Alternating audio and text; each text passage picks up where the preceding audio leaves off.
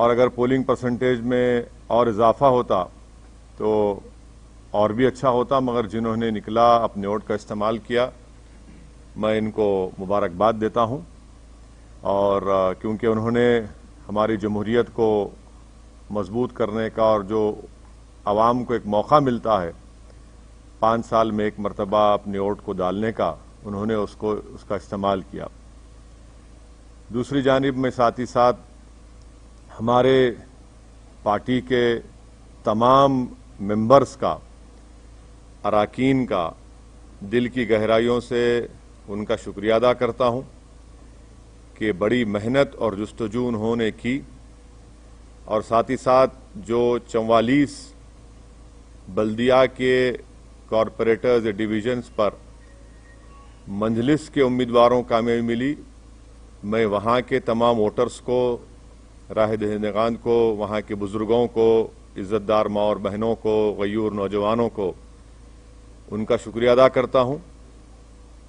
और साथ ही साथ मैं ये बताना भी चाहूंगा कि MIM की जो कामयाबी हुई है, 5 साल पहले भी हमारे पास 44 कॉरपोरेटर्स थे, और जब हम 60 म्युनिसिपल वार्ड्स पर इंतखाबात में हिस्सा लिया था, अब के बार हमने 51 म्युनिसिपल डिवीजन्स पर हमने इंतखाबात में हिस्सा लिया, और उसमें से हमने 44 म्युनिसिपल सीट्स पर कामयाबी हासिल की।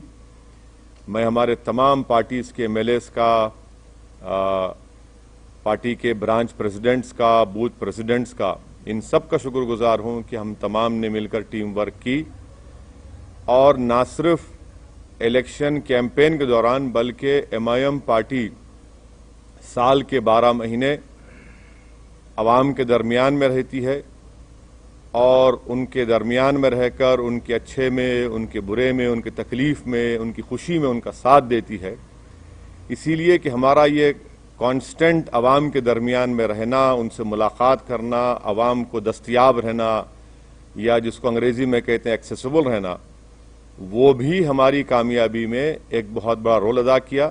साथ ही साथ जब 3 महीने लॉकडाउन था, उस दरमियान में MIM पार्टी की तरफ से लॉकडाउन में गरीब आवाम की खिदमत करना, उनमें तमाम रेशन किट्स को उनमें जाकर उनको पहुंचाना घर तक, पेशेंट्स जो बीमार पड़ रहे थे उनके लिए अस्पताल में इंतज़ाम करना, और फिर जो हैदराबाद में 100 साल के बाद इतनी ज़्यादा बारिश आई, उस 2-3 दिन के अंदर जो MIM के तमाम जिम्मेदारान ने मेहनत की, और बाद में हमने उनको जो रिलीफ पहुंचाया, यकीनन वो भी इसमें बहुत बड़ा रोल अदा किया। बहरहाल मैं तमाम अपने पार्टी के जिम्मेदारों का, और ये हमारी कामयाबी पूरी में हमारे पार्टी के मेंबर्स को क्रेडिट जाता है, और उन तमाम वार्ड्स के वोटर्स को क्रेडिट जाता है। MIM पार्टी ने 51 म्युनिसिपल सीट्स पर कंटेस्ट किया, और आप जानते हैं कि हैदराबाद पार्लियामेंट कॉन्स्टिट्यूंसी में हमने 44 डिविजन्स में से 34 पर कंटेस्ट किया, और 33 म्युनिसिपल वार्ड्स पर हमको कामयाबी मिली। मैं फिर से कह रहा हूं कि हैदराबाद पार्लियामेंट्री सेगमेंट में 44 म्युनिसिपल डिविजन्स हैं, जिसमें से MIM ने 34 पर कंटेस्ट किया और 33 पर हमने कामयाबी हासिल की। ये 5 साल पहले भी ऐसा ही था। दूसरा, सिकंदराबाद में हमने 12, सिकंदराबाद पार्लियामेंट कॉन्स्टिट्यूंसी में 12 म्युनिसिपल वार्ड्स में कंटेस्ट किया, और 9 म्युनिसिपल डिविजन्स पर, 9 म्युनिसिपल डिविजन्स पर अल्हम्दुलिल्लाह हमको कामयाबी मिली। वैसे ही हमने 3 municipal wards Malkajgiri parliament segment में हमने इंतखाबात में हिस्सा लिया, हमको कामयाबी नहीं मिली। 2 म्युनिसिपल डिवीजन हमने चिवल्ला पार्लियामेंट कॉन्स्टिट्यूंसी में हमने लड़ा, और दोनों पर हमको कामयाबी मिली। तो मैं फिर से अल्लाह सुब्हाना व तआला का शुक्रगुजार हूं कि परवरदिगार ने हम पर बहुत बड़ा रहम और करम किया, और हमारी पार्टी को, इन गरीब आवाम की दुआओं को कबूल किया, और हमको कामयाबी से हमकिनार किया। हमारे जो 44 सीट थे, अल्हम्दुलिल्लाह हमने उसको रिटेन किया और जो 7 म्युनिसिपल वार्ड्स पर हमको कामयाबी नहीं मिली, उसके ताल्लुक से हम लोग बैठेंगे, बात करेंगे। मगर मैंने हमारे तमाम जीतने वाले जितने भी नए नौ मुंतखब शुदा या न्यू कॉरपोरेटर्स हैं, उन सब से मैंने बातचीत की है और उनसे मैंने कहा कि भाई साहब, कल से आप लोग तमाम अपने काम का आगाज शुरू कर दीजिए। हमने जो आवाम से वादे किए थे उसको पूरा करने का कल ही से वक्त शुरू होता है। और साथ ही साथ मैं बताना ज़रूरी समझता हूं आप तमाम को कि पुराना पुल डिवीज़न से राजमोहन चौथी मरतबा MIM पार्टी के म्युनिसिपल कॉरपोरेटर के तौर पर जीते हैं। कारवान से हमने स्वामी यादव को टिकट दिया था, राजेंद्र यादव साहब की जगह पर, उनको कामयाबी मिली। तो ये हमारी परफॉर्मेंस था जिसको मैं समझता हूं कि मैं इससे मुतमईन हूं। और हमारा जो, अगर आप बोलेंगे कि स्ट्राइक रेट है 51 म्युनिसिपल वार्ड्स में, ये हमारा मैं समझता हूं कि सबसे बेहतरीन स्ट्राइक रेट रहा है। अब आपका जो बुनियादी सवाल होगा कि बीजेपी भी जीती, यकीनन बीजेपी जीती है और ये अवाम का फैसला है।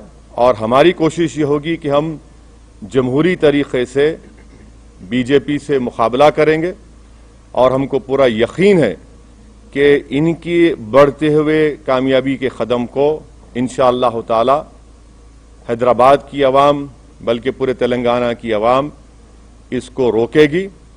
और मुझे ये भी कहना पड़ेगा कि तेलंगाना में जब असेंबली के इंतखाबात होंगे, आप देखेंगे कि इंशाअल्लाह ताला ये बीजेपी की जो कामयाबी है, वक्तिया कामयाबी है, ये उस वक्त तक इतनी कामयाबियां इनको नहीं मिलेंगी। और मुझे अवाम का फैसला है, हमारी क्या बोलना चाहिए, हमारी ख्वाहिश के बरक्स फैसला आया बीजेपी की हद तक। मगर MIM पार्टी को तो मैं समझता हूं कि हमने तमाम बड़ी मेहनत की और उसका नतीजा हमको अल्लाह सुब्हाना व तआला ने और हैदराबाद की आवाम ने हमको दिया है। चुनाव में 4 सीटें बीजेपी जीत के आई थी, उस समय भी आपने कहा था कि ये वक्तिया कामयाबी है। फिर उसके बाद ये कामयाबी नहीं, देखिए, सुनिए, देखिए, आप ये बात कह रहे हैं, मैं इसलिए निकाल रहा हूं कि जरा वो आंख पे, तो निजामाबाद में म्युनिसिपल इलेक्शन हुआ, बीजेपी का MP है वहां पे, कितनी सीटें MIM जीती? बीजेपी का MP है निजामाबाद में, MIM ने कितनी सीट जीती? 16 सीट जीती हम। तो आपको बता रहा हूं कि होगा ये, इलेक्शन का वर्डिक्ट है, म्युनिसिपल इलेक्शन है, थोड़ा ऊंच नीच होती है। और मुझे यकीन है कि मैं तो प्रिवी नहीं हूं, ना मुझे अख्तियार है TRS पार्टी पर बोलने का, मगर मुझे यकीन है कि ये लोग देखेंगे क्या करना चाहिए, क्या सही करना चाहिए, कितना अच्छा करना चाहिए, उसको देखेंगे, मगर उनके पार्टी का मसला है। सर, अभी मेयर और डिप्टी मेयर के लिए ये बात आती है कि आप किसको सपोर्ट करेंगे, क्योंकि आपका सपोर्ट अब प्रसाद साहब, जरा थोड़ा खुशी का मौका है, थोड़ा आज तो एक रात छोड़ दो आप। लेकिन बहुत अहम बात है। हाँ बिल्कुल है, नहीं हर चीज अहम है। इतनी बड़ी कामयाबी हमको जो मिली है वो यकीनन एक बहुत बड़ी कामयाबी हमको मिली है और हम फैसला करेंगे, बैठ के बात करेंगे। कल मैं हमारे पार्टी के तमाम जिम्मेदार हजरात से मैं उनसे बात करूंगा, उनसे मशवरा करूंगा, उनकी राय हासिल करूंगा, उसके बाद हम कोई फैसला करेंगे। यकीनन हमको फैसला करना है, हम करेंगे। सर, योगी आदित्यनाथ ने ये कहा है कि भाग्यनगर का भाग्योदय अब शुरू हुआ है और JP नड्डा ने भी ये कहा है कि 2023 में बीजेपी की सरकार होगी, KCR की करप्ट सरकार को हम निकालेंगे। तो आप उस पर कैसे देखते? अब जाहिर है ये तो इस तरह की बातें करेंगे ना भाई। जहां पर योगी आए थे क्या हुआ? टाइम हो गए। सर्जिकल स्ट्राइक बोले थे ओल्ड सिटी के ऊपर, अब डेमोक्रेटिक स्ट्राइक हो गया बीजेपी के ऊपर। ये तो डेटा आपके सामने है, एम्पिरिकल एविडेंस आपके सामने है। हम तो योगी आदित्यनाथ से यही कहेंगे कि आप तो मुंबई गए थे, ज्यादा एक्टिंग मत करिए, हकीकत की दुनिया में आ जाइए और जो जुल्म वहां पर दलितों पर किया जा रहा है उसको खत्म करिए। जो खवानीन आप कॉन्स्टिट्यूशन के खिलाफ बना रहे हैं वो रोकिए। और मुझे यकीन है कि केसीआर गो हमारे अपोजिट पार्टी के हैं, मगर एक बात मानना पड़ेगा, एक रीजनल फेस है और वो रीजनल फेस आज भी इम्पोर्टेंट है, कल भी इम्पोर्टेंट रहेगा। और थोड़ा सा अगर वो लोग जो भी उनके चीजें सही करना है कर लेंगे तो he still a very important and I am sure कि केसीआर जो है वो बीजेपी के ऊपर बहुत बड़े भारी पड़ेंगे आने वाले वक्त में। तो क्या आप उनको सपोर्ट करेंगे अगर मेयर की सीट चाहिए तो? मैं अभी आपसे कहा हूं मैडम कि जरा थोड़ा सांस लेने दीजिए, थोड़ा हमको अपनी इतनी बड़ी कामयाबी हमको मिली है, थोड़ा हमारे तमाम पार्टी के जिम्मेदारों से हमको अपनी उनकी खुशी का हिस्सा बनने दीजिए। और कल सुबह में हम तमाम पार्टी के हमारे जिम्मेदारों से, एमएलएज हैं, एमएलसीज हैं, सीनियर हमारे पार्टी के लीडर्स हैं, उन तमाम से बात करेंगे, मशवरा करेंगे और जो भी फैसला होगा आप तक पहुंचाएंगे। सर, आपने अपने घर हैदराबाद से अपील की थी जब चुनाव प्रचार कर रहे थे कि बीजेपी को यहाँ पर कंप्लीटली रिजेक्ट किया जाना चाहिए, लेकिन आप ही के घर में बीजेपी नंबर कहाँ देखिए, आप लोग नेशनल चैनल पे आपको बड़ी मोहब्बत हो गई असदुद्दीन ओवैसी के घर में। मेरे घर में कौन जीता? हम तो कह रहे हैं कि मेरे अंगना में तुम्हारा काम ही नहीं है। अरे ना, आप देखे सुनिए, आप बताइए, चलिए मेरे घर में कहाँ जीते? आपने कहा नहीं आप नहीं, सुनिए एक बात सुनिए। आप जब कह रहे हैं तो आप बताइए कौन सी जगह पर। हम तो जहां योगी गए वहां हराए, जहां अमित शाह आए वहां हारे। आपने कहा था पुराने शहर में सर्जिकल स्ट्राइक करेंगे, हमने कहा डेमोक्रेटिक स्ट्राइक करेंगे, डेमोक्रेटिक स्ट्राइक हो गया। अब नेशनल मीडिया को बीजेपी के बाजा बजाने का इतना शौक है तो बजाइए आप, मगर हमारे कंधे पे रखकर बाजा मत बजाइए। आप खुलकर कहिए कि हम बीजेपी की बैंड पार्टी हैं, हम बाजा बजा रहे हैं। हम आपसे कहना चाह रहे हैं कि हमारे घर में बीजेपी का जो पोजीशन था वो क्या है आप देख लीजिए। हम आपको फिर से कह रहे हैं कि हैदराबाद पार्लियामेंट सेगमेंट में 44 म्युनिसिपल डिविजन्स हैं। 5 साल पहले भी हमने 34 पर लड़ा था, 33 जीते थे। इस बार भी हम 34 लड़े हैं, 33 जीते हैं। अब आप बताइए, आप लोग तमाम माशाअल्लाह से आइंस्टाइन के करीबी दोस्त हैं, मैथमेटिक्स में आप लोग बहुत अच्छे हैं, हम तो वीक हैं, इसीलिए हम पॉलिटिक्स में। आप बता दीजिए कि ये नंबर सही है गलत है। उसकी वकालत के मद्देनजर आप बीजेपी और फिरका परस्त ताकतों को रोकने की बात करते रहे हैं, उसी के मद्देनजर आप केसीआर को भी सहयोग करते रहे हैं कई चुनाव में, मतलब लोकसभा और विधानसभा में। तो इसमें तो नहीं था ना कोई अलायंस हमारा। नहीं, इसमें नहीं था। तो क्या थैंक यू। बीजेपी को रोकने के लिए जैसे आप वकालत करते हैं तो क्या आगे हाथ मिला सकते हैं? क्योंकि जो ये आंधी है, जैसा बीजेपी, आप आंधी बोलते? हाँ, बीजेपी आसमान देखिए कितना साफ है, इतना अच्छा मौसम है ना, हवा देखिए। सुनिए ये लफ्ज आंधी का क्या मतलब?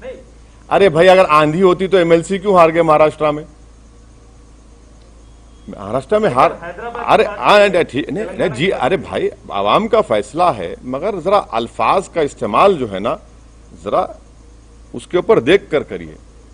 आंधी कहाँ आंधी है भाई? अरे भाई, तूफान आपके सामने बैठा हुआ है, आप कहाँ आंधी की बात कर रहे हैं? सर, अब चार मीनार की तो बात हो गई, क्या आप कोलकाता के हावड़ा ब्रिज पर कूच करेंगे सर? नहीं, इलेक्शन लड़ना तो प्रसाद साहब मेरे लिए जरूरी है। मैं जब तक जिंदा रहूंगा मैं इलेक्शन लड़ता रहूंगा, और मुझे जीतने से या हारने से कोई मतलब नहीं है, मुझे लड़ने से मतलब है और मैं लड़ूंगा। अब रहा सवाल आपके सवाल का जो स्पेसिफिक जवाब है, अब इलेक्शन से हम लोग थोड़ा हैदराबाद के इलेक्शन से फारिग हो चुके हैं, अब बैठ के बात करेंगे आने वाले एक 6-7 दिन में, और फिर इंशाल्लाह फिर अपना सफर शुरू रहेंगे। सर, यही फॉर्मूला आप वेस्ट बंगाल में, मतलब आपने कहा था नहीं, सोमित देखिए, मैं आपके सामने कई मर्तबा इन पर्टिकुलर आपके तमाम से कहूं कि केरला में और आसाम में मैं नहीं जाऊंगा। ये मेरा एक डिसीजन है और हम उसके पाबंद हैं। वहां पर बदरुद्दीन अजमल साहब की AIDUF है, IUML केरला में है। हम वहां जाकर उनको डिस्टर्ब नहीं करेंगे। अगर कभी उनको गलती से मेरी जरूरत पड़ गई मुझ जैसे दीवाने की, तो वो मुझे कॉल कर ले, मैं आ जाऊंगा, नो प्रॉब्लम। सर मतलब सर बीजेपी मतलब ये तो भी कह रहा है फैक्ट सर, ये है कि बीजेपी आप बीजेपी ये भी सर बीजेपी नहीं, ये केरला और आसाम की बात कर रहा हूं। वेस्ट बंगाल, तमिलनाडु में तो लास्ट टाइम लड़े हम लोग, एक सीट लड़े थे, वानियमबाड़ी की सीट लड़े थे हम लोग एक। बिल्कुल तमिलनाडु में लड़ेंगे, क्यों नहीं लड़ेंगे? सर बीजेपी इधर भी वो राइट साइड बहुत हो गया, लेफ्ट विंग भी है, एक सवाल ले लीजिए। लेफ्ट साइड भी है। सर बीजेपी ये क्लेम करता रहा कि MIM का और मेनली जो TRS का अलायंस है, मतलब इश्यू बेस्ड जो सपोर्ट था वो रूम के अंदर ही रहा है। तो मतलब सर ये तो इसका मतलब ये है, इसका मतलब है कि बीजेपी को ये मालूम कि मैं टॉयलेट में जा रहा हूं तो क्या हो रहा है? क्या बात है यार? सर जिस तरह से ये मुद्दे उठाए गए थे इस बार बीजेपी के द्वारा, जिस तरह का ध्रुवीकरण किया गया था, क्या आपको लगता है कि ये कहीं ना कहीं काम किया और आने वाले चुनाव में जो इसे और ज्यादा मजबूती के साथ पेश करेगी बीजेपी? मेरे कॉन्स्टिट्यूंसी में तो काम नहीं किया। नहीं सुनिए, सर्जिकल स्ट्राइक बोले, ओल्ड सिटी में 30,000 रोहिंग्या बोले, पूरे पुराने शहर की जनता, चाहे वो हिंदू रहो या मुसलमान रहो, बंगाली रहो, दलित रहो, बैकवर्ड क्लास के रहो, हमारे मारवाड़ी कम्युनिटी के, सब बोले कि नहीं, no surgical strike, only democratic strike चलेगा। और यहां से हमने बीजेपी को हराया। अब दूसरी जगह का ये एक म्युनिसिपल इलेक्शन है। मुझे यकीन है कि मुझे कोई बता रहे थे कि KT Rama Rao, mister KT Rama Rao जो वर्किंग प्रेसिडेंट हैं, उन्होंने अपने PC में कुछ बातें कही हैं, और मुझे यकीन है कि एक K चंद्रशेखर राव बहुत ही मंजेवे सियासतदान है, वो डायरेक्ट हर चीज का चार्ज लेंगे और वो देखेंगे कि क्या करना है क्या नहीं करना है, और उनके पार्टी का मामला है। अब जहां तक बीजेपी का मामला है, वो तो यही बात करते आएगी ना कि रोहिंग्या, बांग्लादेशी, अफगानी और सर्जिकल स्ट्राइक, जिन्ना, तो ये सब रिजेक्ट हो गया। जिसको जिन्ना बोले, पब्लिक बोली जिन्ना नहीं, वो हमारा जीना मरना हमारा एतमाद हम पर किया, हम कोर्ट दिया। तो ये तो चलता है, बीजेपी की अपनी लैंग्वेज कहां बदलेगी बीजेपी? सर मेरा सवाल ये है कि क्या आपको लगता है कि ओल्ड हैदराबाद और AIMIM को टारगेट करके कहीं ना कहीं बाकी का जो GHMC का इलाका था वहां पर जो अब देखिए, अब ऐसा है ना मैडम, अब किसी के घर में कल सुबह में भैंस या गाय दूध नहीं देंगी, मेरे को बोल दो आप, मैं जिम्मेदार हूं। सुबह कल मुर्गी पुकारेगी नहीं, सुबह 4 बजे, अरे शायद ओवैसी यहां से गया होगा। अरे छोड़ दीजिए ना, कहने हर चीज में आप लिखिए ओवैसी के घर में ऐसा हुआ, अरे मैं कहां जिम्मेदार हूं? मेरे घर का तो मैं रिकॉर्ड पेश कर दिया आपको, अब दूसरों को बताना पड़ेगा। कब तक आप लोग हमको इस्तेमाल करेंगे? भाई दिल्ली के स्टूडियो में बैठ के ओवैसी, अरे भाई छोड़िए हमको, हमारा रिकॉर्ड सामने है। हम लड़े 51, अगर हम लड़ लेते 80 तो क्या होता फिर? हाँ, ये भी तो सोचो आप। सर बीजेपी का 4 से 45 हो जाना क्या आपके लिए चिंता की बात? हाँ, बीजेपी का 4 से 45 बोले एक मिनट सर, बीजेपी जहां MIM का कैंडिडेट नहीं था वहां ओवैसी और MIM को टारगेट कर रही थी और ये अचीवमेंट उसको मिला। तो क्या आपको नहीं लगता है कि इस तरह से करके पोलराइज किया और ये चीजें आई? अरे आप, मेरे को एक बात समझ में नहीं आ रही, आप कब तक मेरा नाम लेते रहेंगे? माने बीजेपी आपको नहीं, आप माशाल्लाह से आप अनबायस थे, मेरे को मालूम नहीं, मगर कब तक मेरा नाम लेंगे आप? भाई मेरा नाम कब तक लेंगे भाई? वहां पर जो 51 सीट्स में अगर मैं 44 जीत रहा हूं, आप मेरा नाम क्यों लेंगे? भाई मुझसे पूछिए ना कि आप 7 सीट पर क्यों हारे, वहां पर कितनी जगह और बीजेपी जीती, बता दीजिए, हम बोलने तैयार है आपको। मगर हर जगह पर असदुद्दीन ओवैसी, MIM करना गलत है। वो नहीं, मैं जो भी कर रहे हैं वो गलत है, और अगर कर भी रहे हैं तो उनका नेगेटिव वोट है, वो कभी भी चेंज हो जाएगा, देखना आप। सर जिस पार्टी की आप, अरे उनको बोलने दो हमारे। सर अगर आप TRS से हाथ मिलाते हैं GHMC इलेक्शन में, आप TRS के पास जाएंगे या TRS आपके पास बुलाएंगे? हाथ मिलाते जीएचएमसी इलेक्शन में अभी जो हुआ है चुनाव में, सर अभी तो फंस गया ना मामला तो। अभी फंस गया ना सर? फंस गया? हाँ सर, एक्स ऑफिशियो वोट भी अगर डालेंगे तो हाँ? फंस ही गया ना सर। अगर उनके पास तो 30 एक्स ऑफिशियो वोट्स है, अगर वो भी मिलेंगे तो कार फंस की ही गया ना चाबी मामला। कार की चाबी और स्टीयरिंग आपके हाथ में है। नहीं, मैं आपसे रिक्वेस्ट कर रहा हूं, मैं गाड़ी, मेरी गाड़ी में बैठो आप। आजकल तो लोग हमारी गाड़ी में रोक के हाथ मिला रहे हैं, उसको भी आप लोग चला रहे हैं, वायरल बना रहे हैं। अरे क्या बात है, कोई बात है? अरे कोई नहीं है, नहीं, हमारी गाड़ी अलग है, उनकी गाड़ी अलग है। क्या हम क्या भूखे फकीर है? गाड़ी नहीं है हमारे पास, मोटरसाइकिल है, मोटरसाइकिल फिरा। अरे क्या बात कर रहे हैं आप? क्या? सुनिए एक बात सुनिए, ये पूरे इलेक्शन कैंपेन में मैं खुद अपनी मोटरसाइकिल पर 650 किलोमीटर फिरा हूं। अब बोलो आप। और 65 पब्लिक मीटिंग एड्रेस किया मैं। अब रहा सवाल कि आपका इनडायरेक्ट, नहीं, मेरी गाड़ी अच्छी है। मैं आप तमाम को दावत दूंगा, अगर कहीं बैठना है तो आइए, लिख जाता हूं आपको, हैदराबाद का दिखाता हूं आपको। जहां तक मेयर डिप्टी मेयर का सवाल है, आप टाइम दीजिए, कल मिलेंगे। थोड़ा खुशी का मौका है, थोड़ा उसको enjoy.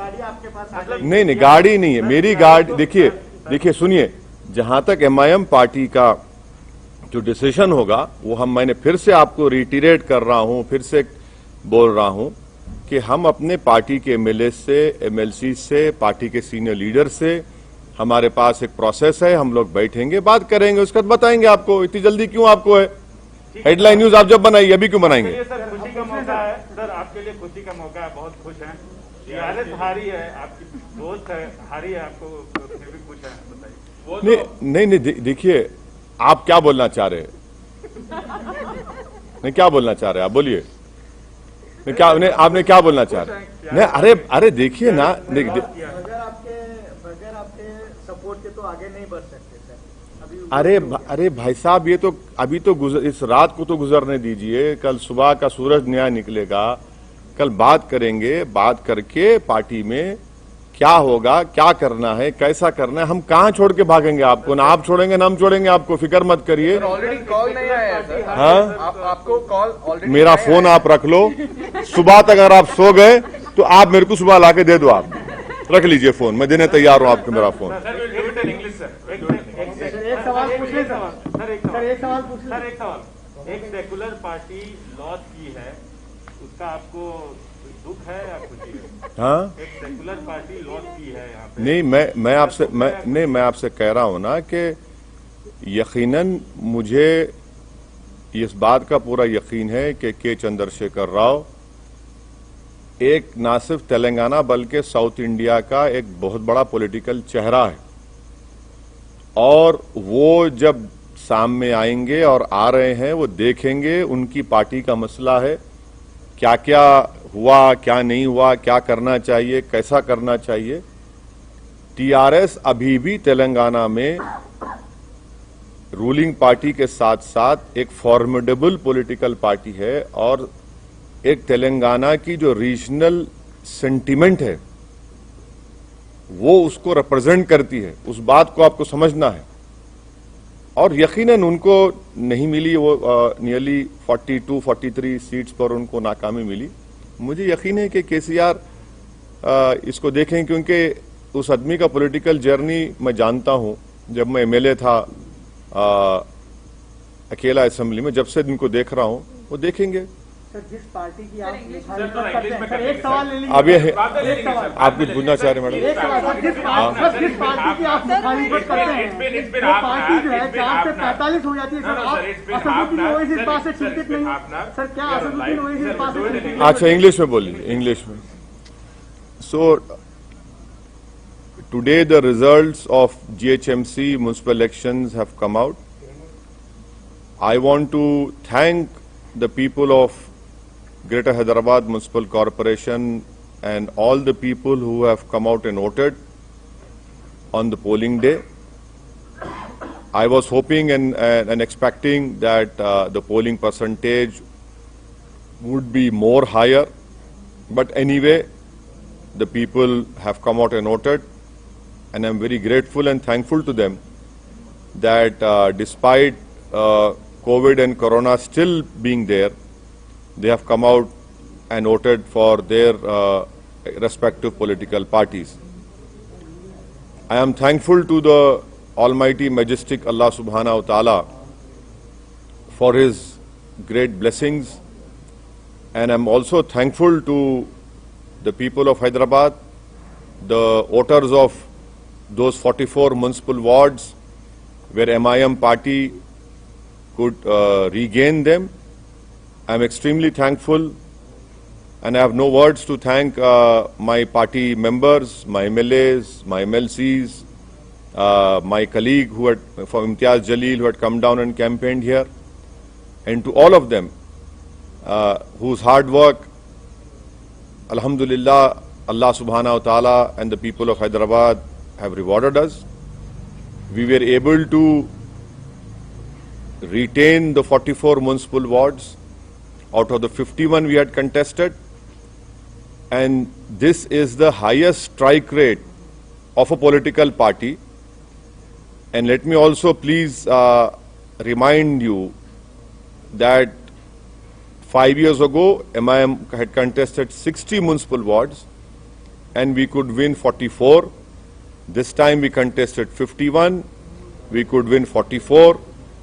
And to all the national channels, I would urge them to listen to what I am telling now, that in the Hyderabad Parliament constituency, which also includes the heart of Hyderabad, जिसको हम बोलते धड़कता हुआ दिल of Hyderabad, where BJP said we'll do a surgical strike, the people of Old City have done a democratic strike on the BJP and Sangh Parivar.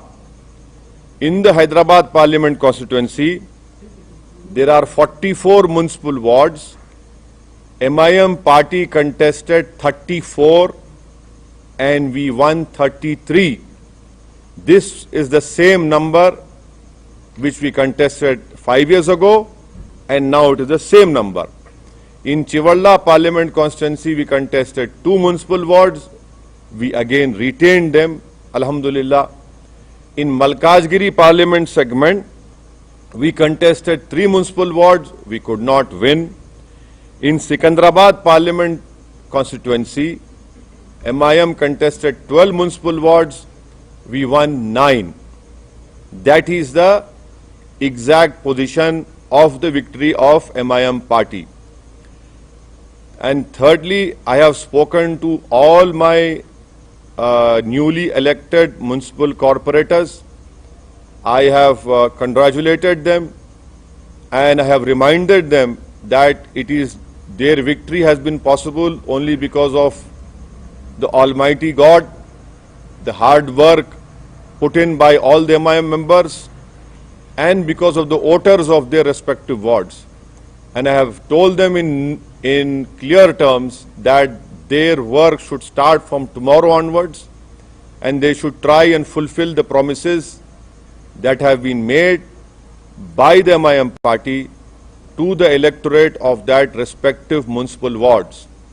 And may I also tell you that this victory also shows that MIM party's continuous work of being in the midst of the common man, representing them, being in their happiness, helping them when they are in trouble, and helping them whenever they required any helping hand. That is why the MIM party could retain 44 municipal wards.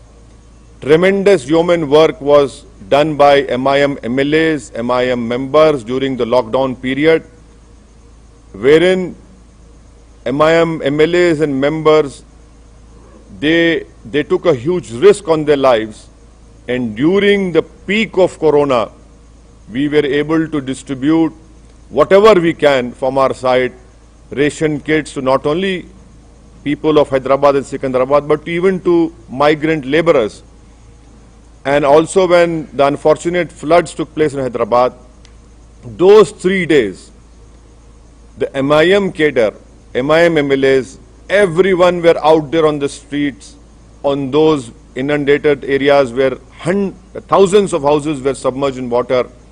We were doing our utmost best, and people have seen that it is the only party in Hyderabad whose offices are open 6 days a week, where MLAs, corporators, MPs sit in front of the people and address them and meet them, and they are very accessible as compared to other political parties. As far as the election of mayor and deputy mayor is concerned, we want to savor this moment of our victory, and we are thankful to the people of Hyderabad. In all humility, I salute them, and I have no words to thank them. But tomorrow I will be meeting my party MLAs, my party MLCs, my senior leaders. We will be speaking to them. I'll be asking for their views and their advice, and accordingly we will take a decision, and definitely we will let you know. So this is what I have to tell you as far as today's electoral verdict of Greater Hyderabad Municipal Corporation is concerned. Sir, as you said, the people have done democratic strike on the BJP party Sangh Parivar, and sir, after massive aggressive campaigning by the big guns like big faces who have landed in Hyderabad city, इतना बड़ा gun यहाँ बैठा हुआ है, तुम्हारे को वही gun दिख रहा है? हाँ, तोप है ये? क्या बात कर रहे हैं आप गन क्या बोल रहे हैं? हम क्या वो है, बरमार है? क्या बात कर रहे हैं? अरे क्या, अरे छोड़ दीजिए. देखिए, see, the BJP said that we will do a surgical strike on Old City. The BJP said that there are 30,000 Rohingyas in voter list. The whole campaign was focused on the people of Old City, and the people of Old City have replied to them, have told them that you cannot demean the people of Old City in this way. And they have given a proper befitting reply to BJP, and that is why you see in Hyderabad Parliament constituency, the BJP have lost badly as far as MIM is concerned, and I'm thankful to the people of Old City. And please stop using these terms like big guns, that gun, this gun. What is that gun? This is democracy. Gun will not work, ballot will work, and that is why. And if you are saying gun, हम कोई कम है क्या? हम भी तो अरे हमको क्या बोलेंगे आप? क्या बोलेंगे? कैनन बोलेंगे? हाँ, वो बोल लो. बिग फेस, छोटा फेस वाले चलता, बट ऐसा ना को बोलो आप. गन है. अब you see, your love for BJP comes out when you ask me a question, so I cannot stop you for that. So, but if they've seen 100% increase from last year, how do you see that big jump from the BJP? Yes, it is. Yes, it is a verdict given by the electorate of Greater Hyderabad Municipal Corporation, but I am not privy to the affairs of BJP or TRS. But I can tell you, as a student of politics, that K. Chandrasekhar Rao is a formidable political face of South India, and he represents the ideology and hopes and aspirations of all the Telanganites, of their regional Telangana feeling. And I'm sure that he will look into all what wrong has happened, and the little I know of KCR, I'm sure that he will rectify those things, and he's still the face of Telangana and its ideology. No, sir, you as an MP of Hyderabad, how do you see this jump? That is what I'm asking, because you have seen this for decades now. So how do you see this jump all of a sudden? See, we have seen these jumping jacks. Jack in the box always happen. Doesn't matter. It has happened, but as far as I am concerned, we have contested 51 seats. So what is that saying? One bird does not make a summer. So it doesn't matter. They will. People of Hyderabad are very sharp, very shrewd, and I'm sure that this is just a one-time victory for BJP in municipal elections, though they can claim everything now because they have won some seats. But definitely in the long run, you will see that things will definitely improve, and their increase, which you are saying, jump and whatever it is, but it will not. It will come down. Sir, well, this formula will be implemented in the West Bengal, as you also said about Assam and Kerala and Tamil Nadu. Just also say that. No. As far as contesting in West Bengal is concerned, I am free from the elections of GHMC. I will speak to my people from West Bengal, and then we'll decide what is wrong in contesting. You must contest elections. A political party must contest elections. We know. See, I am not afraid of losing elections. I have said this many times, and we'll decide what to do. Anything else? Thank you so much. Good night.